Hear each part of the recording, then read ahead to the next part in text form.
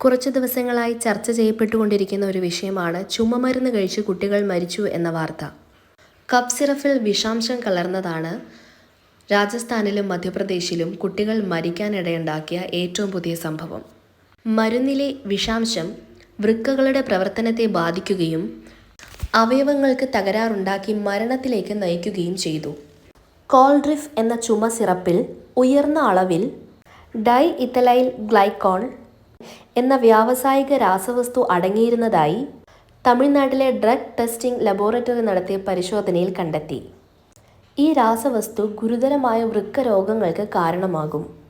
മരണങ്ങൾക്ക് കാരണമായതിനെ കണ്ടെത്തിയതിനെ തുടർന്ന് തമിഴ്നാട്ടിലും മധ്യപ്രദേശിലും ഈ സിറപ്പിൻ്റെ വിൽപ്പനയും വിതരണവും സർക്കാർ നിരോധിച്ചു. ഇത്തരം മരുന്നു വിഷബാധകൾ ഇന്ത്യയിൽ ആദ്യത്തെ സംഭവമല്ല. 2020 ജമ്മുവിലും 2022 ഗാംബിയയിലും മരുന്നു വിഷബാധയേറ്റ് കുട്ടികൾ മരിച്ചിരുന്നു. ഈ സംഭവങ്ങളും ചുമ സിറപ്പിലെ വിഷാംശവുമായി ബന്ധപ്പെട്ടതായിരുന്നു.